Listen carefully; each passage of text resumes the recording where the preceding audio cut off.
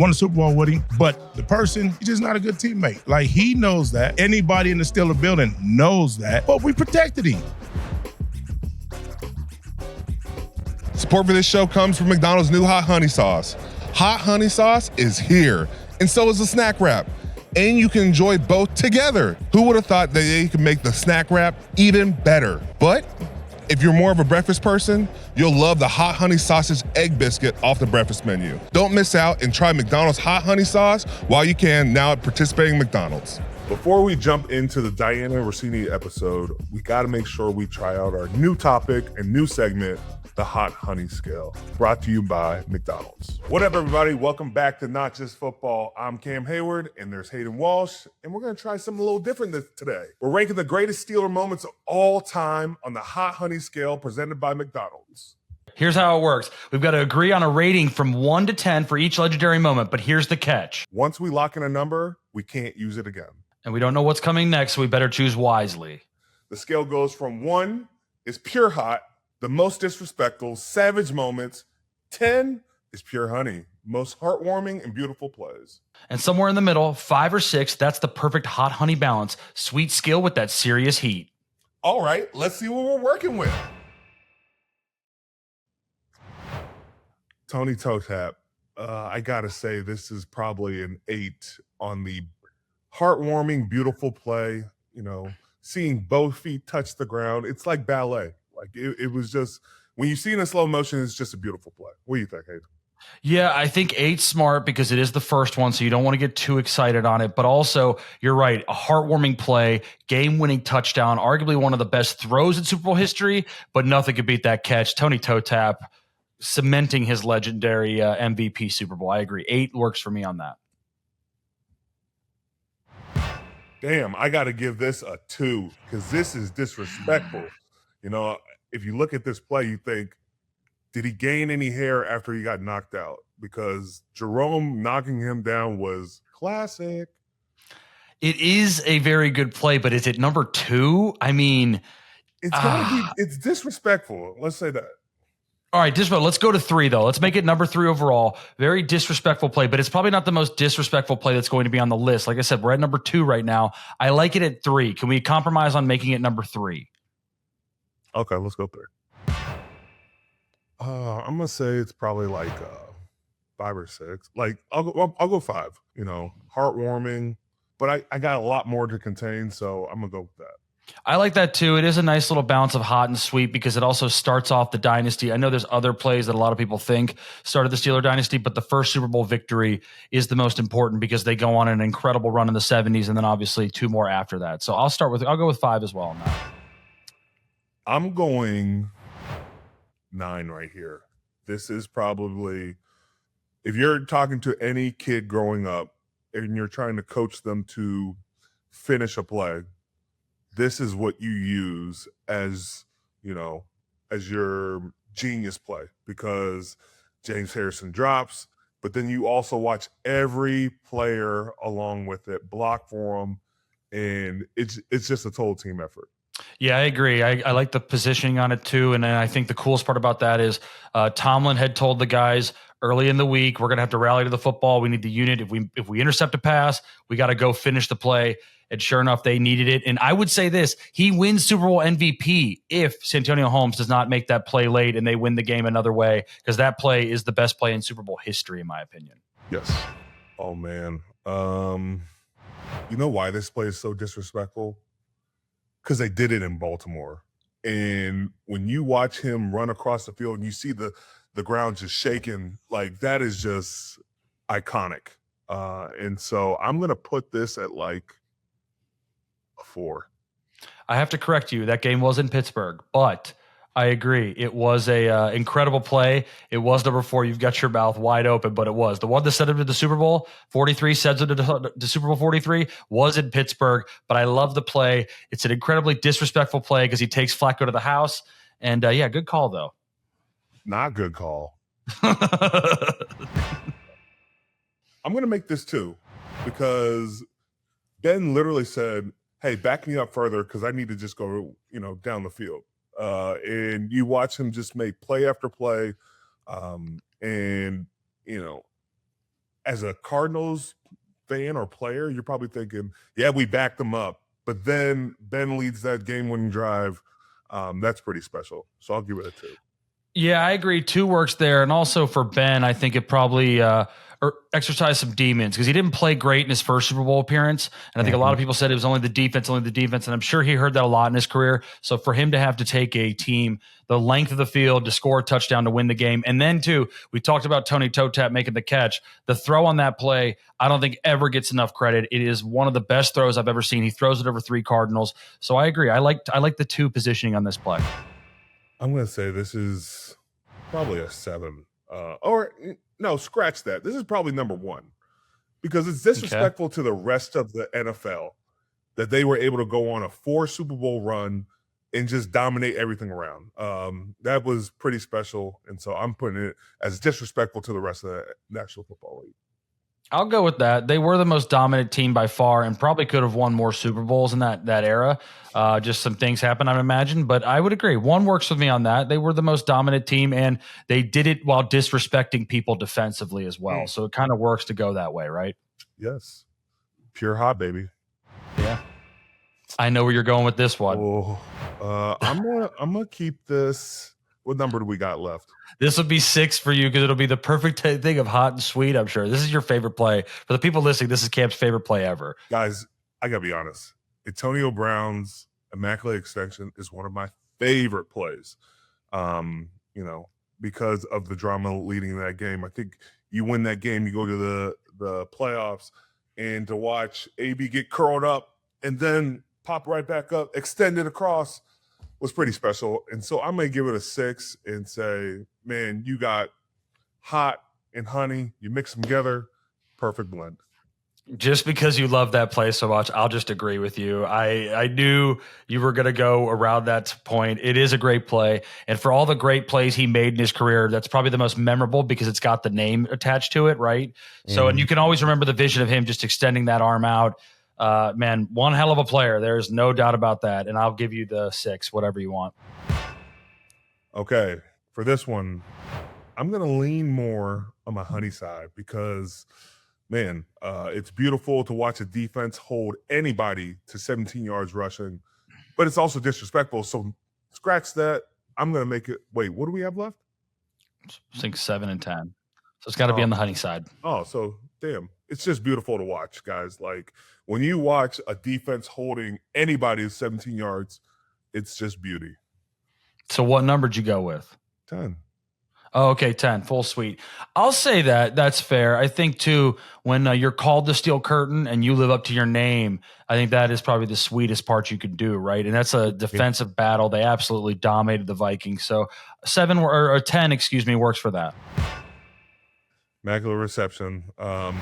I'm going to have to go with 7 on this because that's the last number we got. The only one we got. You have no choice here, okay? You have no choice. It's a miraculous catch by Franco off a deflected pass, scooping it up versus Oakland to get the game-winning touchdown. It didn't lead to a Super Bowl that year, but it kind of just got, ignited after that. Yeah, see, this is one that it's your show, so I wasn't going to fight you too much, but should have been in 5 or 6 territory because it was the perfect blend of hot and sweet. And I think you're right. It didn't lead to a Super Bowl that year, but I think if you ask a lot of people who grew up in that era or a lot of Steeler fans, they will tell you that's really what kicked off the next unbelievable decade of them winning 4 Super Bowls. So that is a 7, obviously, because it's what we have. But, man, it's one of the most important plays in Pittsburgh Steeler history. So I would have probably leaned to 5 or 6, but I knew you were going to put the Immaculate Extension in there instead of the Immaculate Reception because you like that play more than any other play in really football history. So, yeah, but I like the list. And those are our rankings on the Hot Honey Scale presented by McDonald's. What up, everybody? Welcome back to Not Just Football. I'm Cam Heyward. There's Hayden Walsh. And we are just about to be done with this season. We're going to close the book on this season. I closed the book on this season as well. But we have to talk about... before you go into that was dirty work by you. You know what you were doing. Dirty work? I was saying I finally get to close the season. It was on Super Bowl day. I had to do stuff on Super Bowl day. I'm not going to The comment section was in shambles. You little diva, you. Oh man. All right. It's closing the book on the season. I woke up, I saw that tweet. I'm like, this man. You're on a boat. I look at NBC, you're on a boat, just hanging out with Aaron Donald and Yeah, because I Bravo just celebrities. finished all my work. Man, good for you, buddy. But I'm glad you closed the book. Sorry to interrupt your intro, but I had to call you on that. That's Okay. ridiculous. Closing the book. What'd you think about the Super Bowl?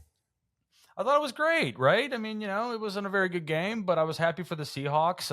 Kind of what I thought was going to happen. I thought the Seahawks were the better team, and the only way the Patriots could win is if they kept it just kept bogging down the game. Yeah. We watched it together. What'd you think? Well, how did you watch the game? And it was a defensive performance, so you had to be very proud of your defensive guys on both sides of the ball. Because I thought the Patriots defense played well too. Yeah, I thought defense, it was the calling card for both teams. Defensive lines both played very well, applied pressure. It came down. I thought the running game of the Seattle really just stood out. Kenneth Walker really stepping up, even without Charbonnet. I think he was the difference maker. Also, their kicker. We thought at one time the kicker was going to be the MVP, but Kenneth Walker was the difference maker. He should have been the MVP. But what'd you think about the Bad Bunny performance? I don't listen to much Bad Bunny. I didn't before. The set was killer, looked great. Yeah. It was okay. I mean, I'm not like everyone's like you either have to be like one way or the other. Like it was all right. I didn't really have an opinion either way. What did you think of it? Did you think he crushed it? You're a Bad Bunny consumer, correct? I'm a consumer. Yeah, so what'd you think? Yeah, how do you think he did? I don't listen to it. I'm sorry. It doesn't, I didn't really listen to him much. So I didn't know if it was I loved it. It was uplifting. And Chris Long had a great point. When do we all become against Latinos and Latinas just dancing, having fun? I don't know. It's weird. I mean, I saw Jessica Alba on stage. I saw all Only these thing people. with that is, I thought she was going to turn into Honey and just really start dancing. I know, right? I was hoping it was Yes. going to. I was hoping they were just going to announce Honey 3 or Honey 2. I don't know if they ever did Honey 2, but if they were telling us it's a reboot. They're redoing it. That was what I was hoping. But no, I mean, it was a good performance. I loved the set. I thought the set was really cool, and I thought the way he walked through it was really clever too. Also, did you see that there were actually humans that were the bushes? Yeah. That was crazy, man. That was trippy. I wasn't expecting that. No, it was crazy. What But the hell is going on here? And then they were just walking off individually. But really cool. I thought it was a really cool performance. But yeah, that's mainly what stood out in the game. You didn't watch the turning point, which you told me you were going to. I did not. I did not check it on Turning Point. No, I did not. I didn't. I did. I didn't check it out, and I heard it. I don't think it went very well, but I didn't check in. I guess depending on who you asked, it's how they'll tell you how it went. But what I've read, it didn't go great. One thing I will say about the game, though, that I've always thought was pretty cool is Kenneth Walker was a guy that you've always talked about as one of the better backs you've ever faced, and the way it's funny. We were talking at the game about the game where his patience looked a lot like Le'Veon Bell out there. I'm not saying he was Lev Bell, but his patience in the way he's in a hole and then he's out, right? And I thought that's something you've always talked about. You've always named that guy in particular. And he was the difference in the game. You're right. I mean, dude, JSN was injured throughout the game, didn't even play great. Their defense was absolutely insane. I mean, that's how they were all year. But Kenneth Walker was really the thing. I didn't think a Vrabel defense would get run on like that in the Super Bowl, but Walker played great. I mean, early on that game, he had 7 for 75, and you knew it was going to be a big game. So Kenneth Walker played great and absolutely earned the MVP. Yeah, Kenneth Walker played great. I think Seattle applied so much pressure. Never got Drake May really going. I think he had one big run, and we had talked about the mobility being a big part in this game. So Seattle took care of business. They made sure he was uncomfortable. I know Will Campbell's been getting a lot of heat, but man, that just happens. Sometimes you get the bear, sometimes the bear gets you. So it's more times about you getting the bear. But man, Will Campbell's going to be a better player because of it, and they keep moving on. But hats to Seattle. The way they played this season has been pretty special. I love the way they handled adversity, and then you watch their defense just pounce on teams and finish the job, and then no team has been really able to catch up to that throughout the season. Yeah, and I thought they actually kind of did it similar. Like, if you remember, Campbell struggled against Nick Herbig too. So like there's ways that I think to beat New England was to really get after him, right? And not let them kind of control the clock. And they were able to do that, man. I mean, it was like a very impressive performance. They really dominated that football game. But how about Cooper Kupp? Happy for that guy, man. He played really good in that game, had a bunch of big conversions early in that game. And really when JSN wasn't doing much, that was kind of the guy Sam Darnold was going to. So really happy for him. How does that change a guy like that's trajectory? Do you think Hall of Fame? Does that cement him pretty much Hall of Famer? Or do you've got to look at the numbers? What do you think? 2 Super Bowls, pretty damn good, right? 2 Super Bowls, a Super Bowl MVP, Offensive Player of the Year. Those are things every player would want on their Hall of Fame resume. And when you're looking at Cooper Kupp, he's got to be up there with, probably going to get it done one day. Yeah, I don't know. Huge game for him though, man. Happy for Seattle and but not a great game. Wasn't a great game. I thought New England could have played better. But Whatever. Still, I'm not trying to hear that. What do you mean, dude? It's entertainment purposes. Defense, great game. Like, Don't ever man. Like, at least let it be a close game. Like, you can't be mad at me for rooting for wanting to enjoy it. Like, it's kind of a snooze fest, honestly. No, it's not. It was. I mean, I would love for you to win a Super Bowl like that, but like, if we're just gonna watch it together, I want it to be a good game. I promise you, if we're blowing out a team, you will say it's the best feeling in the world. I will. I agree. I'm just saying, if we're gonna watch it and we don't have a dog in the fight, you want it to be a better game. Look at you, just trying to be all player mode. We get it. You play. Congratulations. Yeah, wow. Congratulations. Okay, let's move on, because guess what? We got a really good episode, guys. We have Joey Porter and we have Dianna Russini talking about football, and it is really fun. I think Joey shares some things that a lot of people will be interested with. Dianna tells her side of the story and shares how it is to break scoops. She does so on her podcast Scoop City, but have a listen and tell us what you think. Hot honey sauce is here on the McDonald's menu for a limited time. Try the McDonald's Hot Honey Snack Wrap, which features the snack wrap you know and love, paired together with the hot honey sauce. And if you truly can't get enough, then set your alarm a little earlier to grab it off the breakfast menu and start your day with a kick with the hot honey sausage egg biscuit. Try McDonald's new hot honey sauce for yourself now while it's available in participating McDonald's location. What up, everybody? Welcome back to Not Just Football. And today we are joined by one of the media favorites, Miss Dianna Russini. What's up? Hi, guys. Who told you to say a favorite? That is so not the truth if you read Twitter. Oh, we don't read Twitter.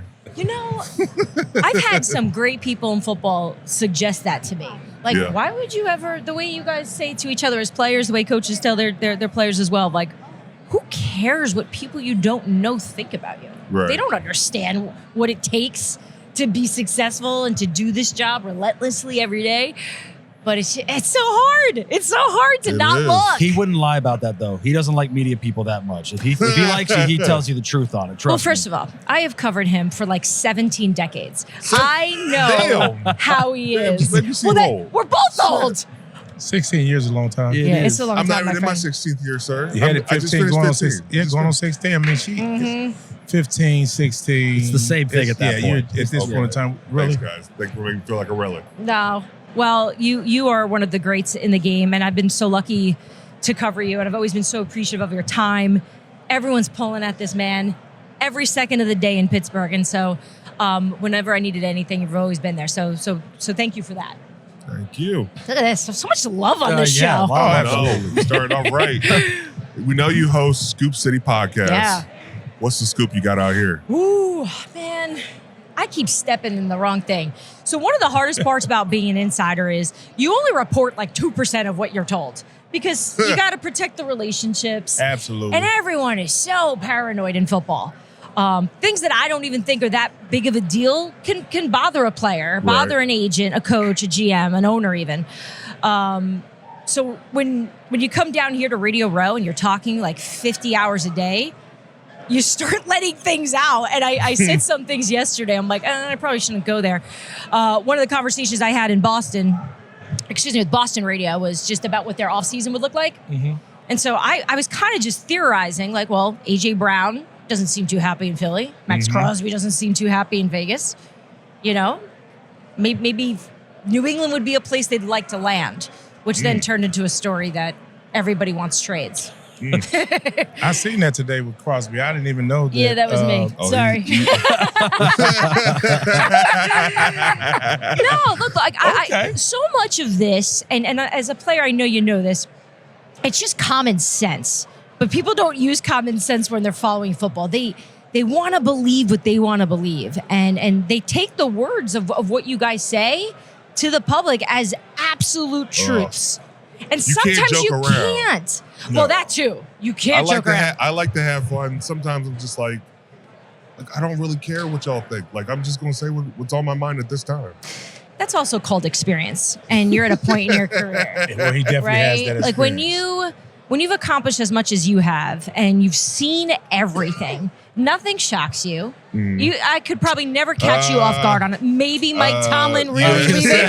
He got shocked. He got shocked recently. I was shocked. Yeah. I was shocked. Why were you shocked? Were you not shocked? No. How did you know? Because I'm an insider. Were you, Damn, Joey? wow. Joey, Guess were I'm you not an shocked? insider. 100%. I was shocked. No. I had no idea.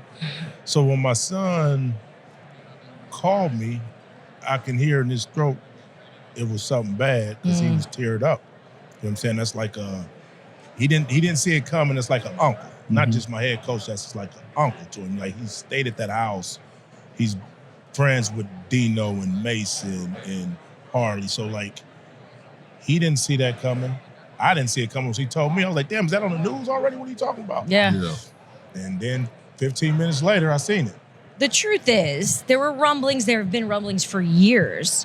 I think the shock of it was that he really did it.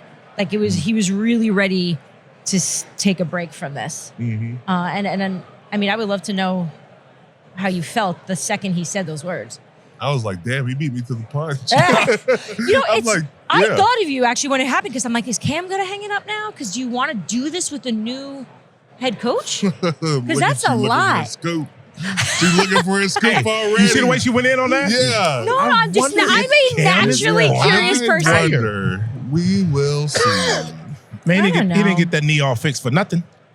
True. Damn, you just gonna air that out too? True. I didn't say it. Don't look at This me. is what happens. See? Yeah. Everyone over talks on Radio Row. Breaking news. Dianna Russini from The Athletic reports Cam She brought Heyward the is insider out of officially me. coming back She for brought the insider out the of me. 26-27 season and has the back of Mike McCarthy. I didn't even know I had insider in me. You did it, yeah, see? you It did. feels Yes, good. you did. It feels good, right? I did a little bit. Right? You get a little juice. You're like, ooh, I know something. Yeah. You'll be all right. But no, I just knew because you had surgery. No, I just kidding. did No, have to no get the knee news. No fixed. news here. Just keep going. I knew you had surgery. Just do an Aaron Rodgers move. Go in a dark place. Oh, Take a break. I've been in a dark place. I'd love to know. I know you broke a story not too long ago about the Vikings in the paternity leave of their GM. So, you know, sometimes you guys all know things and the rest of the world doesn't, and then Yeah. it comes out and you're like, yeah, everyone knew that. That was one of those stories. So the Vikings fired their general manager for reasons that had nothing to do with paternity leave. Mm-hmm. What I was reporting on was that Kwesi had a very different background than the general managers that we see in football. Mm-hmm. And, you know, he has a background on Wall Street. He was, you know, in finance. He just didn't do the things that the traditional GM does. And that was the allure of him initially. This could be different, an outside-the-box hire. And so when I was explaining that, one of the things that separated him from everyone else in football was that when he had his first and second child, he took 2 weeks off for paternity to be there for his wife, to be there for his babies. And this was in the middle of training camp. This was 3 years ago. I was down on the ground. They were there for a joint practice with the Tennessee Titans at the time. And I just was looking for him. I'm like, where's Kwesi? And someone on the Vikings staff was like, oh, he's taking paternity leave. I'm like, I've never heard of that in my life, but good for him. But then it just got around the league. So everyone knew that the general manager in Minnesota took paternity leave, and people in football had strong opinions about it because it just isn't what you do in this culture. And obviously he felt comfortable enough, the Vikings felt comfortable enough to allow him to do it. And I just think it's a bigger conversation outside football of does the NFL need to kind of change the work habits of the way they do things? You know how hard these coaches are working and how much time players are putting into it. I mean, were you ever in a position with your children during the season? My daughters were born during camp. Mike T gave me as much time as I needed. He said, come back when you're ready. Yeah. And I only took 2 days, but like I spent that time. And then with my son, I had floated the idea that I was going to miss the game because I wanted to be there for my son's birth, but didn't work out that way. He was born on a Saturday. I missed like 2 or 3 meetings and then showed up for the game. Yeah. So he allowed What do you that. have to say, Beasley? No, that's crazy because like just the eras. Yeah. I had JJ. He's a training camp baby. July 26th, right? We always have a birthday up there. Cower, this is how serious he was about work. I left on the 25th to Bakersfield from training camp. Got there, had the baby, had JJ on the 26th, back in Pittsburgh on the 26th. The 26th? On the same day. Same day. I got there, he was born, gotta go.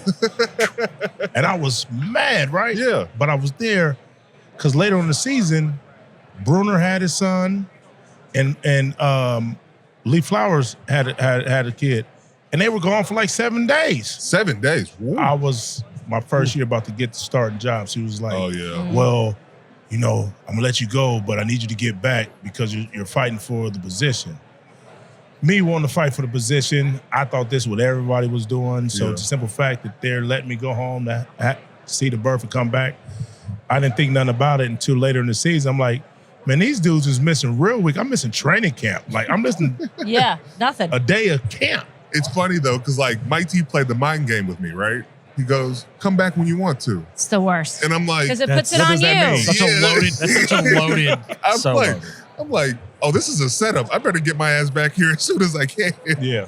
I know. And look, I've spoken to so many players over the years who they just get right back. Like Chase was even saying on our podcast, he was like, it's just the pressure to produce and have success it's so unusually high in sports that's why the culture is what it is. And I don't know if it'll ever change, but it was just one of those details about Kwesi, something that he chose.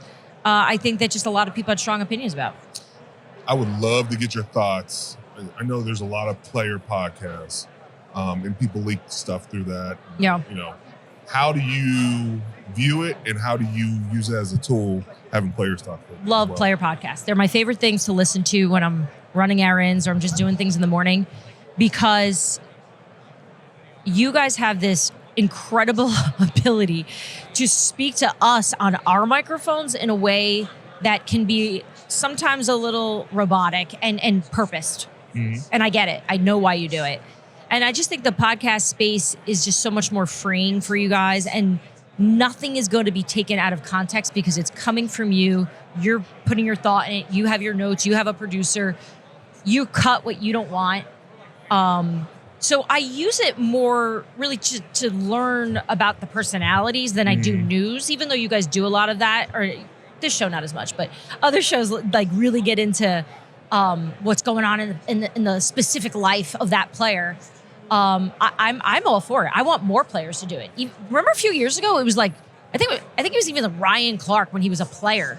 He was in Washington at the time, and I was covering him. He was like the first player I knew who was doing media during season, and it was weird. Everyone was so paranoid about it. But he obviously made it into something. Now everyone's doing it. But how do you call bullshit on things that aren't true and players just have vendettas? What do you mean? Like if a player goes on his show to just talk shit? Bash a team who they've left, who they have problems with. It's awesome. But what if it's not true? Oh, you mean if they're using this platform and they're making up something? Yes. I mean, then you have your own show. Then you go back and you can do it. Joey's been saying that. You know, you go back and forth. Look, I'm always going to lean towards the traditional way of getting your word out, which is sit with a credible reporter who works at the New York Times and tell your story. So you can drop it first. Right? Because, look, I don't mean that to even just throw my hat in this. It's just there's something about having a story told through a professional and sharing it in a way that has more credibility, I think, than any other outlet, which is why whenever I do talk to players who I know have requested trades, I always say the same thing. Like, look, if you feel more comfortable putting it out yourself and you just want to tweet it, go ahead. But I'm here because there's a way I can present it as well that can help finesse it if you want it told a certain way. So I think a little bit of fighting back and forth is okay. I like petty, so I'm the wrong person to ask. I don't think there's enough beef in the NFL. I actually think you guys, Joey, like, there's such a brotherhood. How do you view like the retired players that get on podcasts and just want to bash people? Because they will say the Steelers in particular, there have been guys that have said stuff. Me would tell the side of the story. So you give me an example of what you're talking about, and I'll tell you what my opinion is on it. Because I watch a lot of pods. I don't watch all the pods, but I see what comes on my IG and clips of certain things, and it's a lot of stuff I don't agree about. But I haven't been in that situation to ask those questions to give my opinion on it. Could you imagine it in your Too many playing questions. days, though? Could you imagine this existed and how? Oh, Especially someone like you, we'd be number one rated show. It'd be it's an easy call because like just me being the truth teller that I am, right? I'm a natural truth teller. And that's what's going to happen. Like, I'm going to tell you what it is. I don't have to get on a pod and tell a lie to sell it. I feel like true stories sell itself. It's true. Because people want to hear the true story. So when you make up stories and tell your version, that's your version, and you have an angle of what you're trying to get out. But ain't nothing like the truth. Because when you tell the truth, everybody that knows that story, their comments is going to tell you like, damn, I was there. Yep, I seen it. know. I stand on that. That really happened. I'm telling you, you're living in the world of journalism too, because my response to people when they push back of, she doesn't know what she's talking about. She's making this up. She wants clicks. The truth is the truth, whether you like it or not. And the people that know, which is why it's so important to have credibility in football, the ones that know, they'll text me and be like, you know. Yeah. Like, I've had people in your city, like, if I'm talking about you guys and I'll get pushback and like, you know exactly what's going down, So just to have that ability to be brave enough to just say what the truth is. I don't know why some guys are coming on here making up stories. Well, I'll give you an example, right? Okay. Everybody's been bashing about Mike T since he's retired. And I don't like it because that doesn't speak to the man or the character or the coach he was. But there's an axe to grind with a lot of former players that makes no sense, especially when they've looked out for him. Well, He's now, looked out for them. this is their only opportunity to do it. That's what's weak about it. It's Yes. like they waited for him to retire to come out and be like, well, I actually never really liked him, or he did this as a coach, or he wasn't as good at this or Give me an that. example. Who y'all talking about? Y'all talking about James? Yes. I mean, James Okay, has been so- vocal, as has Ben. Both have been Yeah, vocal. They've So come both of them being vocal, being who they are, they tell the version of the story in Pittsburgh that they want to tell. So their version is predicated on making them look good on how they see it during their time, right? But then you have somebody like me who's actually been there when both of them guys was rookie. Like when I say I know him, I know him. Yep. So when they was saying all the stuff about Mike, I don't really watch Ben stuff, but I'll see James stuff. And me and James talked for like 2 hours. And he know I disapproved of everything. And he said, he was like, come to my podcast. I was like, nah, I'm not going to come to your pod because I'm not trying to go on your pod to make you look bad. But because if I'm on there, when that question's asked, I'm going to tell the truth. Well, look, we could probably do a whole series on Absolutely. this. Yes, we do. But like, what? I don't even want to go here. But what's the rub? Like, what's the problem? What is James's problem?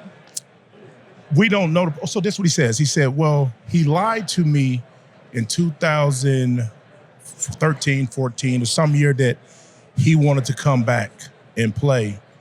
And Mike was like, nah, he telling people, no, he didn't want to come back and play. So he made that his sticking point of, oh, when I was trying to come back before I went to Cincinnati, I wanted to sign. And he was telling them that I didn't want to come back.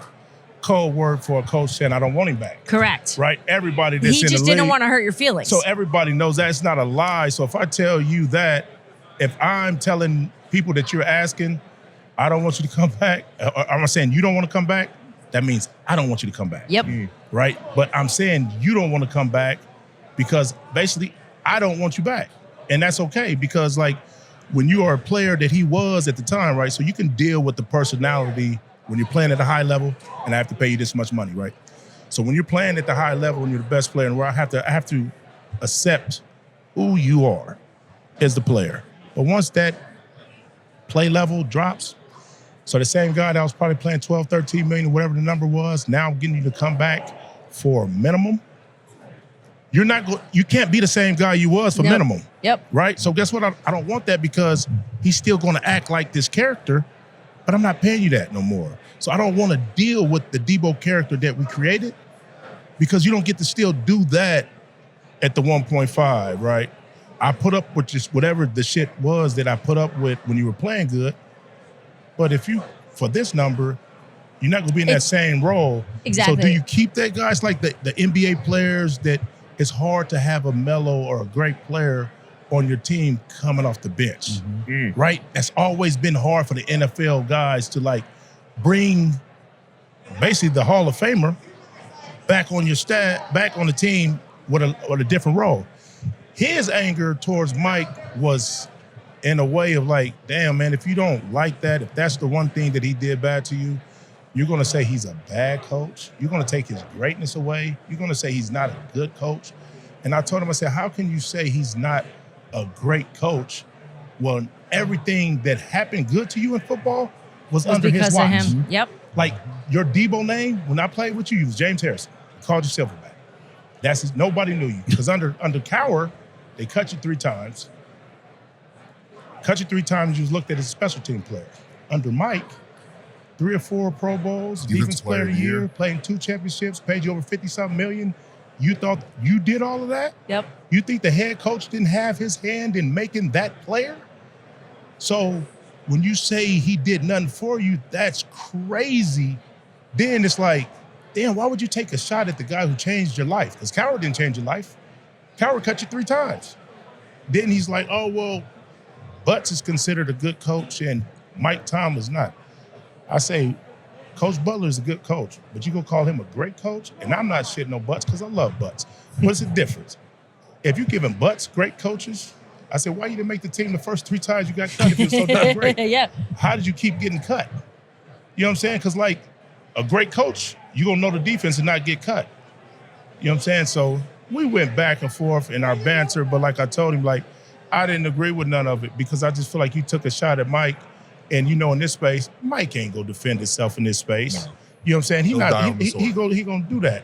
And it's like, that's just weak for you to take a shot at somebody who's changed your life. Whether you think you did all that work, they changed the defense for you. They made it easy for you to run the defense. You didn't have to run the real 3-4. Why do you think that's lost in all of his memory of it? It was not lost. It was like, you got a pod, I'm gonna take my shot, run up. Because like, we brought you back for 4 more years, right? After you retired. And me coaching him, I seen with my own eyes how they were trying to set the stage to build his career to be the all-time sacker, help pad his stats and give him a chance to go to Canton. First player I coached ever late in his years that didn't have much that was airmail to the 53. When you're in year 14, 15, and you're not a starter, you got to make the team. You're in this age, you don't even play special teams. Like, we're keeping a spot for you for 20 plays a game. Yeah. That's the 5th, 6th linebacker, he has to play special teams. How do you think James would have reacted if they were a little bit more harsh with the reality of it? If Mike said, look, kind of what we both know in this situation takes, again, common sense. When me and Butts was fighting to get James back, Mike said, I don't want to do nothing with him. I said, because I don't, mind you, I did not know the Debo character. I didn't know he was really living that character. When Mike was saying, no, man, I don't want to deal with it. He said, I'm like, what are you talking about? He said, man, he's going to be Debo when he come back. I'm like, what the hell does that mean? Like, he was like, I'm just telling you, man. So me and Butts kept asking for him because we just lost Jarvis. He had broke his wrist. The guys that we let go wasn't good enough to come back and help us. We like, damn, man, James is the only one out there that he could come and help us until we get somebody next year. And then when we got him back, he got to instantly play. because Jarvis' wrist is broke. So now he's getting playing time. And he played. And that brought his confidence back because he was needed. And then he got an extension. But now we drafted TJ the next year. So now it's understood. Debo is going to sit down because TJ and Bud, we went first rounder, back-to-back outside linebackers. Come on, man. You played a long time ago, but we want to keep you to teach. Be the great mentor. And they're airmailing you to the 53. So when I watch somebody do all that greatness for you and you treat him like that, man, that don't sit right with nobody, man. It's frowned upon for real. It looks Diana, you're getting the scoops. Well, I think you guys would say they broke the brotherhood. Oh, they broke the brotherhood. Well, he broke the brotherhood. Then Seven definitely broke the brotherhood because, like, that's the one I don't understand the as shit much. that Seven did that we don't talk about. I know. Is crazy. Like out of anybody should talk, he should never grab a microphone and really talk Steeler business. Yeah. Because if we talking Steeler business, his ass is foul of all foul. Like the shit that he's did is foul of all foul. He's not a good teammate. Won a Super Bowl with him, but the person, he's just not a good teammate. Like he knows that. Anybody in the Steeler building knows that, but we protected him because I've only won one Super Bowl, and that was my quarterback. So do I love my quarterback? Yeah, but is he a good person? No. Why wasn't he a good teammate though? So go back to when we played. So when I had to have my stand-up meeting and talk to the team, Aaron Smith, one of my best. Hell of a dude. We got drafted. I love Aaron. We got drafted the same. I was third round. He was fourth round. We're playing. You know, you have family come in towns during the holidays or whatever. It don't matter when it is. If any family member say, "Hey, man, Joey, can you get so-and-so to sign this?" It's easy. I get it. Hey, man, sign this for my family. His name is so-and-so. You sign it. He was telling people, no, I'm not going to sign that. So once he did that, who they come and tell? The captain. When he first did it to Chris Hokie, I was like, damn, that's messed up, man. I grabbed it from Hokie, took it over there, and told him to sign it. But then when he did to Aaron Smith, now I got to have a meeting. Like, you're a rookie. You're a young guy. Yeah. You can't tell my vets you too cool to sign for my vets. Who the hell is too cool to sign for your teammate? Like, I'm not a fan. Correct. Motherfucker, I strap on with you every day. I'm in practice with you every day. That's your brother. Like, that's your brother. So you separated yourself from the group because, first of all, I got Jerome Bettis on my team, the one shoe-in Hall of Famer, right? Now he's nice, it's cool. If don't stop, he will take off his shirt for you. Jerome will stop He will while take the shirt off his back I've for you. seen people come up to us while we're eating, and Jerome will, hold on 1 second, man. Get in there, take his picture, get him back to eating, and wave, do all that. So when you have a young guy telling me what you're not going to do for a teammate, shit, you already on the outside, but you're a good-ass quarterback. And that was early. He's young. How's that how do you think that monster turned into when all the vets is gone? It didn't get much better. So when all the vets is gone, now he has some say-so. I always looked at it like this. Look at the team when Joey was a captain, when Jerome was a captain, when Hines Ward was a captain. You heard nothing in the locker room. We did. Captains have to do captain shit, right? Mm-hmm. We voted to be captains. You had to be voted in. He came in an era where they just gave you the seat. Because if he wasn't a captain, he'd probably have a hissy fit. But nobody's going to vote for him as captain because he don't have no captain quality. Support for the show comes from McDonald's new hot honey sauce. Nothing compares to the sweet taste of victory for the winning team. Nothing. That is, except the new hot honey sauce from McDonald's. Hot honey sauce is here on the McDonald's menu for a limited time. Try the McDonald's Hot Honey Snack Wrap, which features the snack wrap you know and love, paired together with the hot honey sauce. And if you truly can't get enough, then set your alarm a little earlier to grab it off the breakfast menu and start your day with a kick with the hot honey sausage egg biscuit. Try McDonald's new hot honey sauce for yourself now while it's available in participating McDonald's locations. How did Mike T deal with that, knowing that there was a a bit of a divide of what the Steelers were about and maybe some of the things that Ben didn't really fit in.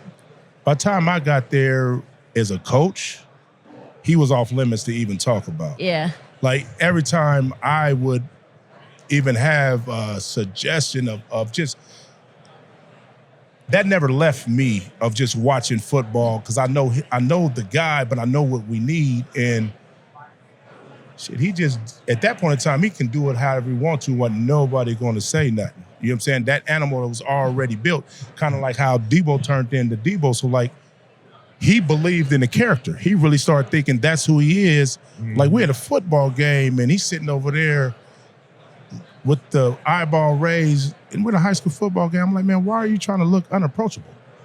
We're at a high school watching the kids play a football game. Like, snap out of that shit. You ain't really that character. You know, that's on TV. Yep. You are James Harrison. Like, snap out of the Debo character.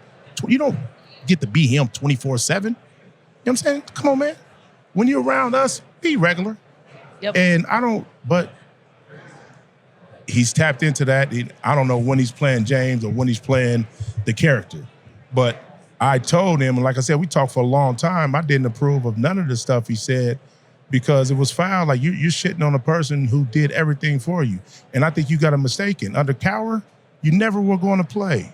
He's seen you one way as a special teamer, and whatever you got off from that, whoever got hurt and you played, that's what you was going to get. Yeah.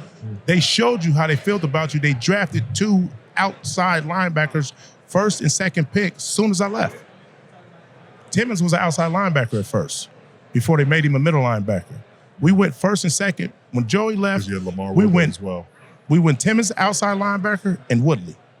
He used his first 2 picks on outside linebackers. So he already told you how they felt about you. They drafted to replace me, but then they changed the defense, and you were able to have success in that defense. Then he built it around you and Woodley. So my thing with him is like, dude, just don't let shit like that spew out your mouth like Mike wasn't the guy for you, like Mike didn't put you on, like we didn't do things for you in the building that help you go here. Yeah, She's stunned. Yeah, She's stunned. No, it made me think of just how much personal vendetta is kind of part of And that's what I was asking about. what's Like, happening at how do Rashid. you judge that? Well, look at the Hall of Fame, right? Right now, Yeah. leaving Bill Belichick out.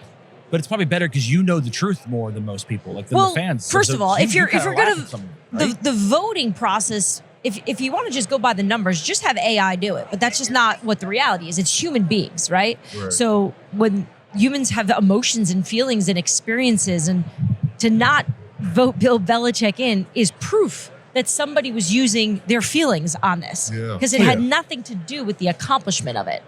And it's just that's obviously separate than what we're discussing here in terms of Mike T and some of the former players. But I just think it's ridiculous that people have such a short-term memory of the things that Somebody did. They only want to remember that one section of it. And that's not the whole story. And that's what makes it crazy for me to watch them two talk like that and really act like we don't have the real receipts of how this really worked. Yeah. Like, man, you know what he just did for y'all? Like pay attention to what he's did for y'all. So like when they tell those stories, and y'all hit me in the comments, do whatever you want to, because these is all Like and facts. subscribe. Don't read them. Don't read them. Don't read them. Yeah, we don't read them. I don't tell falsified stories because I don't have to. Yeah. And it ain't nothing that I won't tell neither one of them because I'm like that. I don't have to hide nothing. These are real things that happen. And they know these are real things that happen. But when they tell their stories, you'll think Mike didn't do shit for them. Yeah. You know what I mean? It's like, I don't know how to shit on somebody that looked out for me. Mike cut me, right? That's where I got my cut from. When Mike Tomlin came in, he called me and said, man, I'm going to let you go, give you enough time to hit the free market because we're going in a different direction. That was my conversation. Boop. Next conversation with Mike was like, hey, man, I heard our boys racing in the Junior Olympics. JJ was racing against Dino in Sacramento. Oh, wow. And we made a little wager on the bet. And then my next conversation Who won? was Who won? JJ beat him in the 2, Dino beat him in the 4. They split. There you go. There you go. But then my next conversation was I seen him at the Senior Bowl before he hired me. So like I had no ties to Mike to be like that. But after I got to know Mike, the man, and to watch that come down the pipeline, I'm like, oh man, y'all crazy, man. It's just going to be weird in general. And by the way, I'm speaking as media. I'm not even talking about what this would be like for you, but just the NFL without him. Like, I've only covered football with him in it. I've only done it for a little over a decade. There's going to be a space for him. There's Oh, gotta man. be a space for him. I'm happy that he's happy. Yeah, I want him to just take a break. we will. Every time I see him, he's telling me how tired he is. Like, and I can feel it. Like, that's why I don't think I was as surprised, because I just as a person, I was like, he Do you think the loves fan this, base but chanting "Fire Tomlin" and there's all the rumblings Dude, coming you know around? how, you know how bad that is? I don't blame him though for feeling a little bitter. Like I've given y'all 19 years, a Super Bowl, 2 appearances, and now you're treating me like this. Well, I felt better, but this, you get those type of chants. The chants happen when you can't have 2 of your so-called greats shitting on you. Yeah. That doesn't help the cause. Ben running his mouth, talking shit We are in after a he did spirited all that. debate. And then how did we get here? I know. 92 We talking took- shit we took, when he did all a that route. for him. No, that it's looks good. crazy. Guys, we got to go. Diana's got to Yeah, keep thank you, going. Diana. I gotta go. Guys, The I insider did that brought not the insider. do what I did. I'm sorry, She Joey. brought the You brought the insider I didn't mean out. to get you out fired of up us. of it, but Yeah. I think everything you said was fair. I'm leaving this pod with the headline that Cam is back.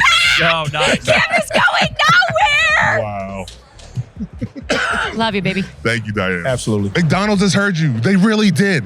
Bring back the snack wrap. Bring back the snack wrap. Bring back the snack wrap. Reminded me of all of our fans how they get fired up whenever we take the field. And just like the players in the black and gold, McDonald's heard you. The snack wraps were brought back, and now they have the new hot honey sauce for a limited time. Your favorite meals just got better.